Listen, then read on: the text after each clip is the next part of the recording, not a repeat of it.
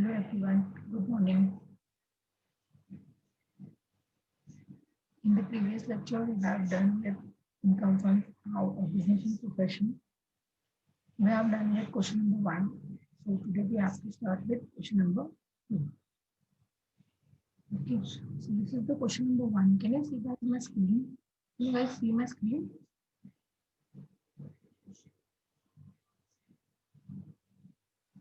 Hello.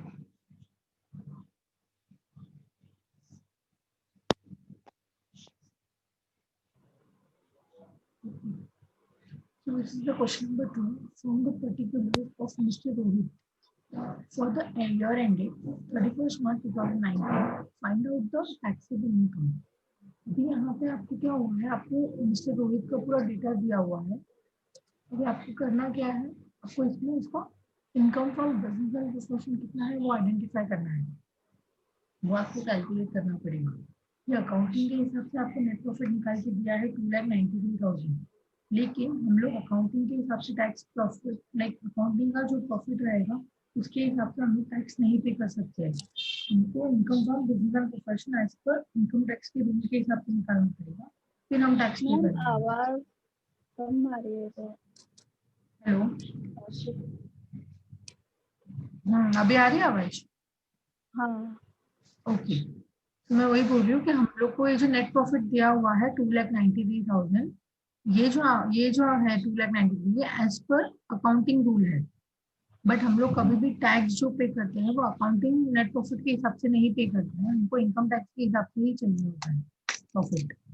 ठीक है, तो हम लोग क्या करेंगे, हमको सॉल्व करना पड़ेगा. जैसे कि हम लोग लास्ट में क्वेश्चन नंबर 1 में हमने सॉल्व किया था, पूरा आपको डेबिट साइड क्रेडिट साइड सबको दिखना पड़ेगा कि कौन सा एक्सपेंसेस बिजनेस का है, कौन सा इनकम बिजनेस का है, फिर एडजस्टमेंट सॉल्व करना था.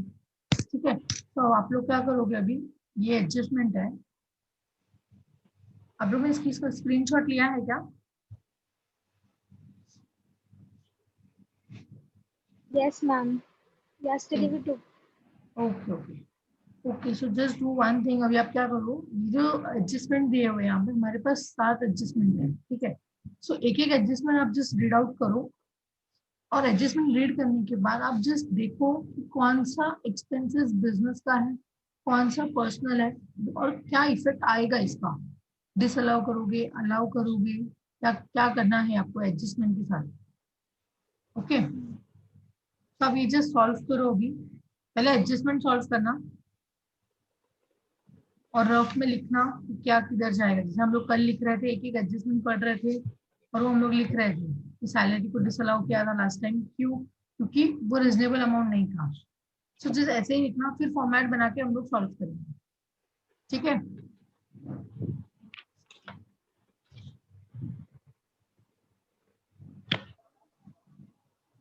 so let's discuss about the adjustment. First adjustment is salary includes of rupees 1,200 paid to domestic servant and compensation of rupees 2,000 paid for replacement of an employee. अभी आप यहाँ पे देखोगे तो यहाँ पे आपको एक सैलरी दिया हुआ है. सैलरी का अमाउंट अगर आप देखोगे,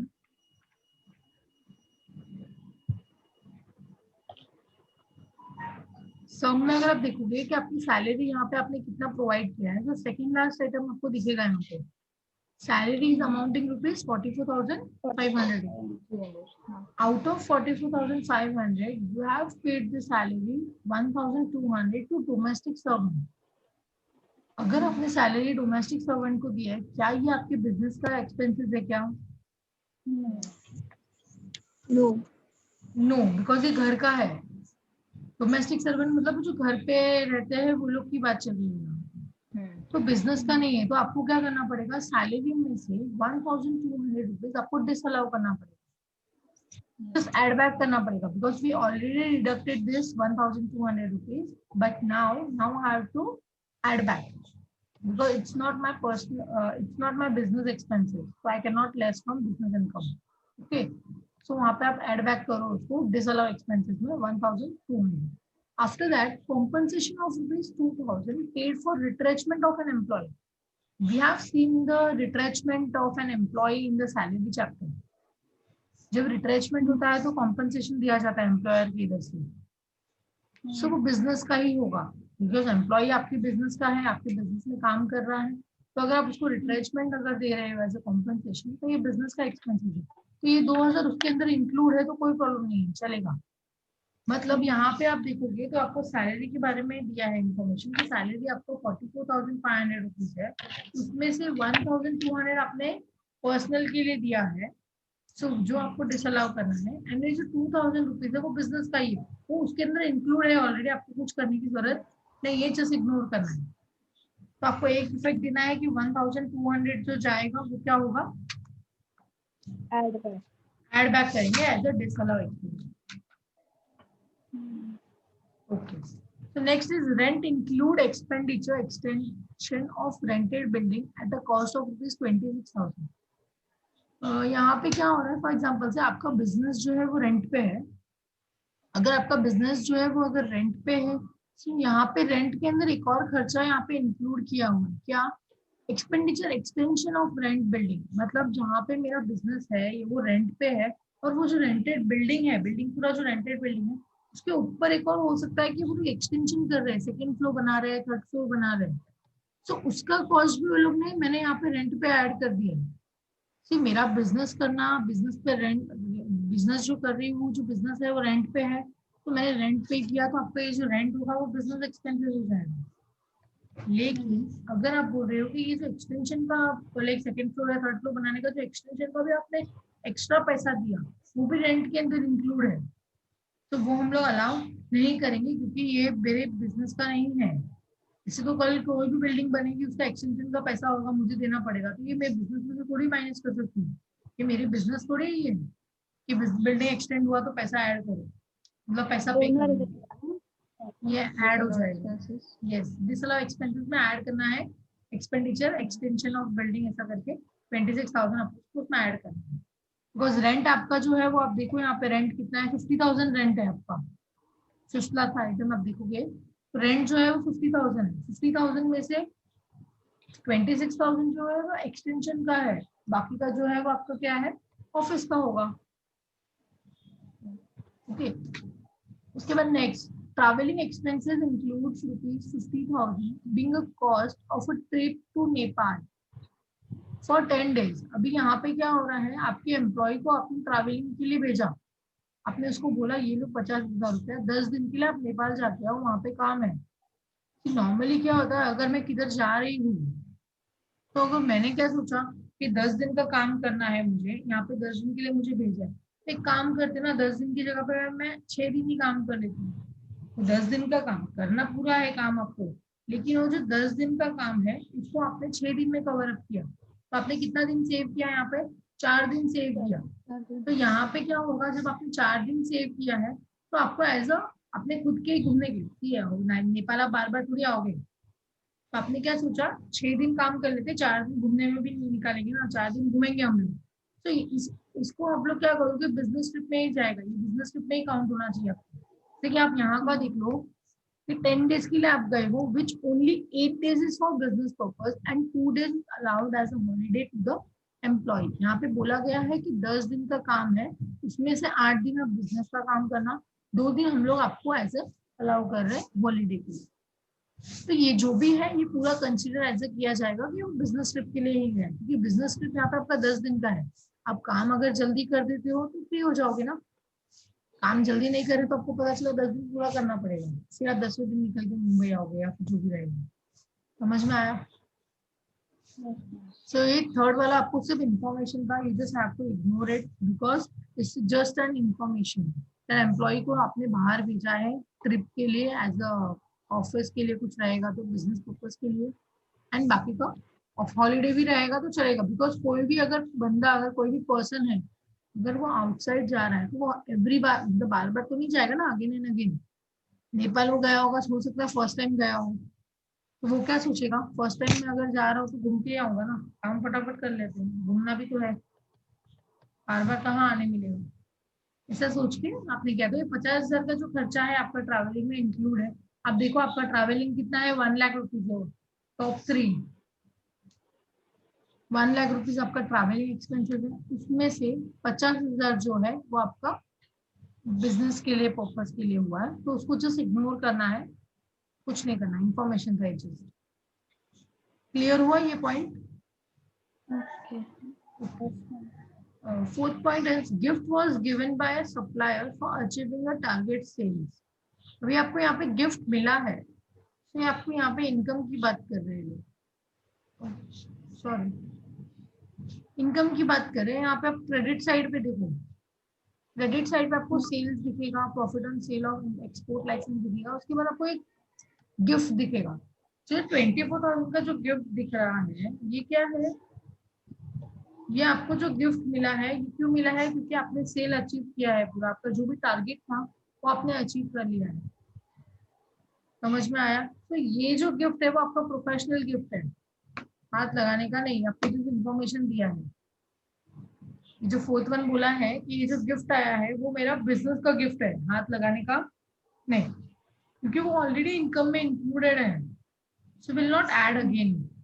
okay, next, legal expenses includes of ₹2,000 for preparation of income tax return. आपका ये जो लीगल फीस है उसके अंदर 2,000 रुपये इंक्लूडेड है। क्यों? क्योंकि आपको इनकम टैक्स का प्रिपरेशन करवाना है। अभी मैं जैसे आपको कैसे एडजस्टमेंट बता रही हूँ, आपको मैं PNL, डेबिट, क्रेडिट सब बता रही हूँ, लेकिन रियल लाइफ की अगर आप बात करोगे, आप खुद इनकम टैक्स, आपका खुद का एक बिजनेस है, आप खुद इनकम टैक्स रिटर्न का प्रिपरेशन करना चाहते हो, तो जब आप अपना इनकम टैक्स का रिटर्न का प्रिपरेशन करना चाहते हो और अगर आपको कुछ डाउट आता है, मतलब जैसे कि आपको बोल रहे हो कि नहीं मेरे बिजनेस में एक्सपेंसेस हुआ है, इनकम आया है, फिर अगर आपको किसी को कुछ पूछना है तो आप तो ओरली पूछोगे ना कि अगर मेरा गिफ्ट मेरे को किसी एम्प्लॉय ने, मतलब एम्प्लॉयर ने गिफ्ट दिया है या सप्लायर ने गिफ्ट दिया है तो उसका क्या होगा। सो वो सब रियल में आप CA के पास जाओगे तो उसका पैसा आपने दिया है, आज का दिन मिलेगा, ठीक है। सो ये जो आपका है 2,000 rupees preparation of income tax return, अभी यहाँ पे क्या हो रहा है, ये आपके बिजनेस का इनकम है, बिजनेस का एक्सपेंसेस, सॉरी। कैसे पता चला? क्योंकि मैं मेरे बिजनेस का ही तो इनकम कैलकुलेट कर रही हूँ ना, बिजनेस का ही तो इनकम टैक्स रिटर्न फाइल करना है, मुझे फाइल करना है, उसका प्रिपरेशन चल रहा है। ये इनकम टैक्स रिटर्न का प्रिपरेशन करने के लिए मैंने 2,000 रुपये दिया है, ये बिजनेस का एक्सपेंसेस है, क्योंकि मेरे को बिजनेस का ही इनकम और एक्सपेंसेस कैलकुलेट करवाने के लिए CA के पास जाना पड़ा। समझ में आया? तो ये भी जिस इन्फॉर्मेशन था, मतलब बोला उन्होंने कैसा है, तो आपको क्या करना है, इसको इग्नोर करना है, क्योंकि वो ऑलरेडी हम लोग ने एक्सपेंसेस में माइनस किया हुआ है। क्लियर हुआ? सो थर्ड वाला इग्नोर करना था, just an information, and fifth one just an information. Okay, उसके बाद next, contribution towards URPF was, what do you mean by URPF?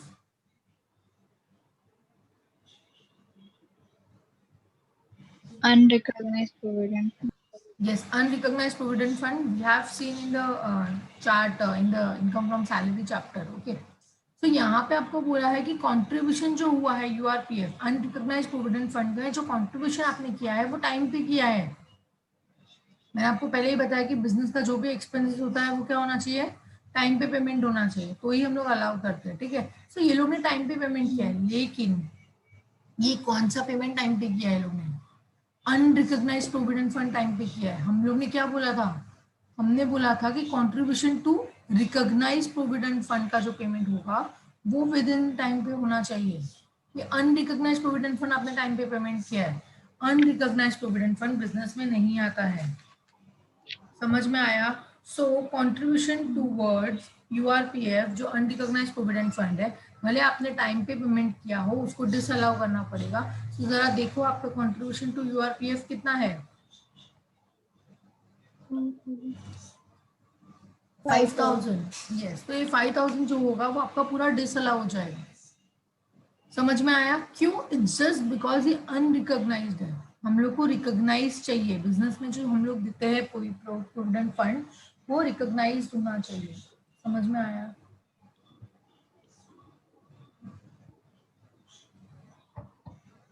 Okay, सो हम लोग ने फर्स्ट वाला देखा, फर्स्ट में आपको फर्स्ट एडजस्टमेंट देखा जिसमें आपको 1,200 सैलरी में से डिसअलाउ करना है बिकॉज सैलरी पे टू डोमेस्टिक सर्वेंट। उसके बाद हमने रेंट का देखा, एक्सटेंशन टू ऑफ बिल्डिंग का जो एक्सपेंडिचर हुआ है उसको आपको डिसअलाउ करना है। तो 1200 डिसअलाउ होगा, 26,000 डिसअलाउ होगा। थर्ड वाला जस्ट इंफॉर्मेशन है।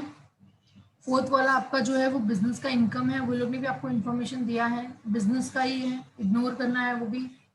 लीगल एक्सपेंसेस जो है वो भी इग्नोर करना है, बिकॉज ये 2000 रुपीज जो है वो बिजनेस का ही है। And sixth one is contribution towards unrecognised provident fund. अभी ये जो अनरिकॉग्नाइज्ड है इसकी वजह से ये भी आपको डिसअलाउ करना है, क्योंकि हम लोग के बिजनेस में सिर्फ रिकॉग्नाइज प्रोविडेंट फंड आना चाहिए एंड उसका पैसा टाइम पे पेमेंट करना चाहिए। समझ में आया? सो अनरिकॉग्नाइज्ड प्रोविडेंट फंड जो भी है 5000 रुपीज वो भी डिसअलाउ हो जाए। Clear? Okay, last adjustment is interest on loan is paid to his father for loan taken for payment of advance tax. यहाँ पे क्या हुआ है, मैंने मेरे फादर से लोन लिया है। क्यों? क्योंकि मेरे को मेरे बिजनेस का एडवांस टैक्स पे करना है, मुझे एडवांस में टैक्स पे करना है करके मैंने लोन लिया है एंड मैं वो लोन का इंटरेस्ट पे कर रही हूँ। तो आपको लगता है ये बरोबर है? क्यों? क्योंकि लोन मैंने आपको बताया था, जब मैं आपको स्पेसिफिक एक्सपेंसेस के बारे में मैं बात कर रही थी तभी मैंने आपको बताया था कि जब आप इंटरेस्ट पे कर रहे हो तो इंटरेस्ट आप चाहे लोन का पे कर रहे हो, तो अगर आपने लोन के लिए लिया है तो loan should be taken from outsiders. Outsiders मतलब ये फादर जो है वो तो आउटसाइडर कैसे हो गए, वो तो घर के ही है। मतलब आपका पैसा घर पे ही घूम रहा है एज ए लोन, भले हम लोग दे रहे हैं, डैडी ने सन को लोन दिया तो अभी उस पे बेटा वहां पे उसको इंटरेस्ट है, डैडी को इंटरेस्ट वापस दे रहा है यहाँ पे। सो ये सब है ना, गवर्नमेंट नहीं मानती है, ये सब क्या बोलता है पर्सनल एक्सपेंस। अभी हम कहाँ देखने आ रहे हैं कि तुम फादर से लोन ले रहे हो कि नहीं ले रहे हो, वो तो हाँ ही बोलेंगे ना। हमको दूसरा कोई होता तो हम लोग लिखवा के लेते ना लोन लिया है, ऐसा कुछ स्टेट कुछ रिसिप्ट वगैरह होता या फिर कुछ होता, एज अ एग्रीमेंट डॉक्यूमेंट होता। सो ये जो इंटरेस्ट ऑन लोन है आपने अपने डैडी से ही लिया है, सो ये इंटरेस्ट ऑन लोन मतलब आपका पर्सनल हो गया, पर्सनल बिजनेस में आता नहीं है। सो इंटरेस्ट ऑन लोन कितना है जरा दिखना है यहाँ पे, 2500 पूरा डिसअलाउ हो जाएगा। समझ में आया? सो हम लोग ने यहाँ पे एडजस्टमेंट पूरा देख लिया। फर्स्ट वाला डिसअलाउ करना है, सेकंड डिसअलाउ करना है एंड सिक्स्थ वन डिसअलाउ करना है, सेवेंथ वन डिसअलाउ करना है। मतलब यहाँ पे आपको 4 चीजें डिसअलाउ करनी है। समझ में आया? बाकी इंफॉर्मेशन था। ओके, फिर नेक्स्ट देखते हैं हम लोग। पहला एडजस्टमेंट सॉल्व करना है, सेकेंड स्टेप है आपका पीएनएल की क्रेडिट साइड पे आप देख लो कि कौन सा बिजनेस का इनकम नहीं है, that is sales. Sales business का है, यस बिजनेस का ही तो है, तो इग्नोर करने का उसको। फिर profit on sale of export licence, yes मेरे को ये एक्सपोर्ट किया, इससे मैंने आपको बताया था इंपोर्ट लाइसेंस और एक्सपोर्ट लाइसेंस आपको लेना पड़ता है बिजनेस करने के लिए। अभी आपको वही बेचा तो आपको प्रॉफिट हो गया है, तो ये भी बिजनेस का ही है, हाथ लगाने का नहीं क्योंकि बिजनेस का ही है। गिफ्ट अगर ये एडजस्टमेंट नहीं बोला होता कि आपको आपके सप्लायर से मिला है टारगेट अचीव करने के लिए, तो ये पर्सनल हो जाता है, इसको हटाना पड़ता है यहाँ से, लेस करते हम लोग। समझ में आया? लेकिन because of this adjustment saying that कि ये जो आपका गिफ्ट है वो आपका सप्लायर ने दिया है क्योंकि आपने टारगेट अचीव किया है, तो आपको गिफ्ट को भी इग्नोर करना है because it's a business income. Clear हो गया? ओके, अभी आप डेबिट साइड में देखो, ओपनिंग स्टॉक बिजनेस का है, इग्नोर, जैसे क्लोजिंग स्टॉक को इग्नोर किया वैसे ही। परचेज बिजनेस का एक्सपेंसेस है, इग्नोर। ट्रैवलिंग बिजनेस में होता रहता है, ignore. Contribution to unrecognised provident fund मैंने डिसअलाउ करने को बोला आपको। आफ्टर दैट इनकम टैक्स, अभी यहाँ पे आपको डायरेक्टली 2000 रुपीज इनकम टैक्स दे दिया है। एडजस्टमेंट में बोला था वो अलग इनकम टैक्स है, यहाँ पे क्या बोला है, ये इनकम टैक्स 2000 आपने पे कर दिया, ये एक्सपेंसेस आपने बताया है। अगर आप यहाँ पे देखोगे फिफ्थ वन एडजस्टमेंट, यहाँ पे क्या बोला है, लीगल एक्सपेंसेस के अंदर 2000 इंक्लूड है, क्योंकि इनकम टैक्स रिटर्न करने के लिए आपको प्रिपरेशन करना पड़ा, वो उसके लिए आप सीए के पास गए या फिर किसी और के पास गए, उसको 2000 देना पड़ा। ये अलग है 2000, वो अलग है। कोइंसिडेंटली यहाँ पे अमाउंट सेम है बट दोनों मतलब अलग होता है। समझ में आया? ये रिटर्न फाइल कैसे करना है बिजनेस का, वो सब प्रिपरेशन के लिए आपने उसको 2000 रुपए दिए हैं, और ये जो है इनकम टैक्स को गवर्नमेंट को पे किया है आपने 2000 रुपीज। अभी आप बोलोगे कि इनकम टैक्स बिजनेस का तो हम लोग अभी तक कैलकुलेट ही कर रहे हैं ना, सो ये 2000 मैंने गवर्नमेंट को इनकम टैक्स कैसे पे कर दिया? एडवांस करके। नहीं, एडवांस होता तो बताते ये लोग कि एडवांस में पे किया है, और एडवांस यहाँ पे पर्टिकुलर्स या फिर पीएनएल में नहीं आता है। एडवांस जो आएगा वो आपका करंट एसेट में आएगा, बैलेंस शीट में। ओके, तो यहाँ पे एडवांस इनकम टैक्स नहीं है। ये जो इनकम टैक्स है ये आपका पर्सनल इनकम टैक्स है। नॉर्मली क्या होता है, अगर कोई भी बिजनेस है, जैसे ये यहाँ पे अगर आप देखोगे तो मिस्टर रोहित, सो मिस्टर रोहित का भी अपना पर्सनल होगा, क्योंकि ये जो इनकम होगा, बिजनेस का इनकम अलग होता है, इसका पर्सनल इनकम जो है वो अलग होगा। तो यहाँ पे क्या होता है, जब आप ऐसा मतलब कोई भी सोल प्रोप्राइटर होता है, वहां पे आपको 2 रिटर्न फाइल करना होता है। एज अ जयंतीलाल पारेख का लाइक नॉर्मल कोई भी पर्सन है, उसका इंडिविजुअल रिटर्न फाइल करना पड़ेगा, जैसे कि मिस्टर रोहित, और उसके जो बिजनेस का नाम होगा वो that is so and so company, उसका लाइक जो भी बिजनेस सोल प्रोप्राइटर है। मतलब ये जो इनकम टैक्स इसने 2000 रुपए पे किया है वो उसका पर्सनल इनकम टैक्स है।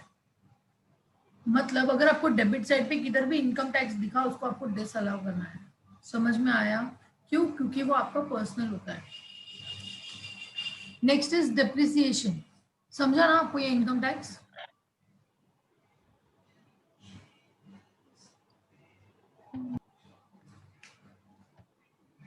सो आपका यहाँ पे नेक्स्ट इज डेप्रिसिएशन। डेप्रिसिएशन यहाँ पे मैंने आपको बताया है, जैसे कि अगर एडजस्टमेंट में दिया है, सो एडजस्टमेंट में दिया है वो इनकम टैक्स के हिसाब से होगा, और ये जो पीएनएल में है वो आपका जो होगा वो अकाउंटिंग के हिसाब से होगा। लेकिन एडजस्टमेंट में हम लोग ने देख लिया, इधर भी डेप्रिसिएशन ऐसा कुछ भी बोला नहीं है।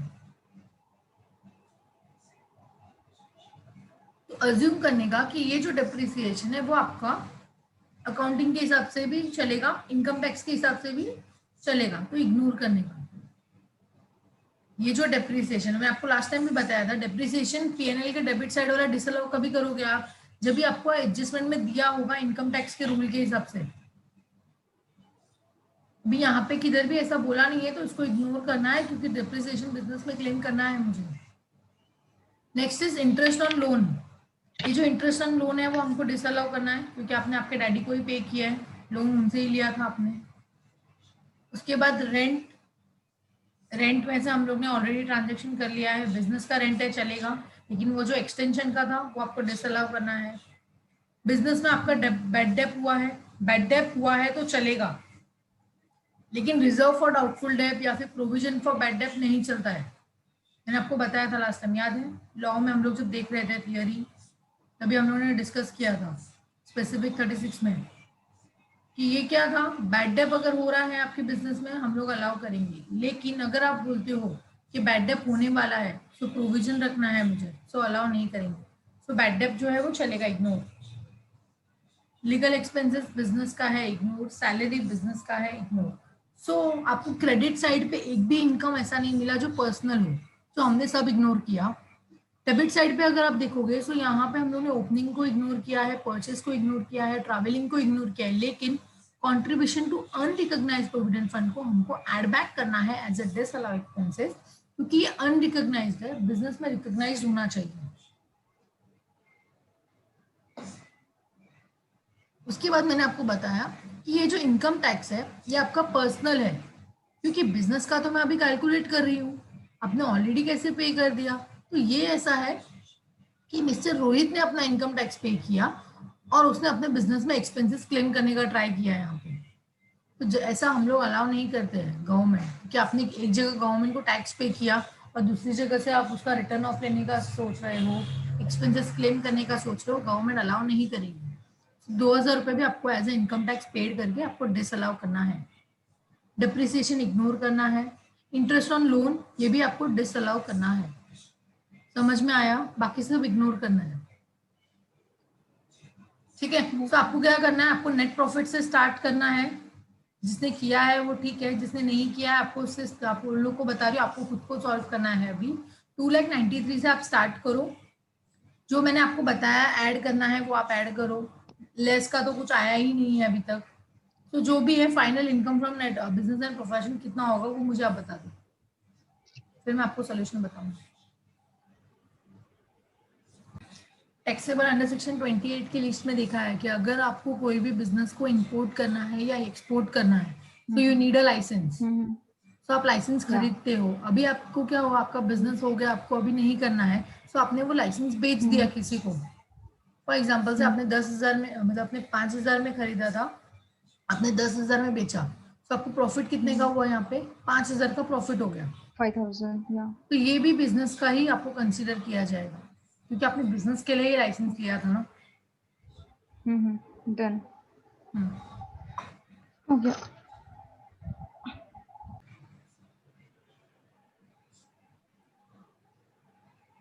नहीं, एक्सपोर्ट लाइसेंस वाला कैपिटल गेन ऐसा नहीं होगा ना?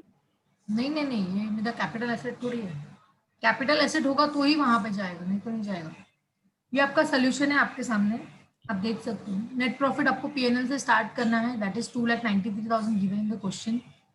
उसके बाद इनकम में कुछ भी लाइफ करने का नहीं था, तो उसको हेडिंग दे के डैश किया वहां पे। उसके बाद यहाँ पे डिसअलाउ एक्सपेंसेस के लिए यहाँ पे आपके पास 5 हेड थे जो आपको माइनस करने थे यहाँ से, सॉरी ऐड बैक करना था आपको। यहाँ से ऐड बैक किया 36,700, सो 2,93,000 में से 36,700 आप ऐड करोगे, सो 3,29,700। ठीक है, यहाँ पे मैंने, आप देख सकते हो यहाँ पे मैंने depreciation as per income tax rule लिखा ही है। अगर डेप्रिसिएशन, अगर आपको एडजस्टमेंट में बोला होता कि आपके डेप्रिसिएशन जो है इनकम टैक्स के हिसाब से है, सो मैं यहाँ से लेस करती एज अलाउेबल एक्सपेंसेस में, तो मुझे जो पीएनएल के डेबिट में बोला होता फिर उसको मुझे ऐड बैक करना पड़ता है यहाँ पे एज ए डिसअलाउ एक्सपेंस। लेकिन ये सब में डेप्रिसिएशन का कुछ बोला ही नहीं है, तो you just ignore it. Okay, clear हुआ? Okay, so this was the second sum of income and business and profession, income from business and profession. Okay.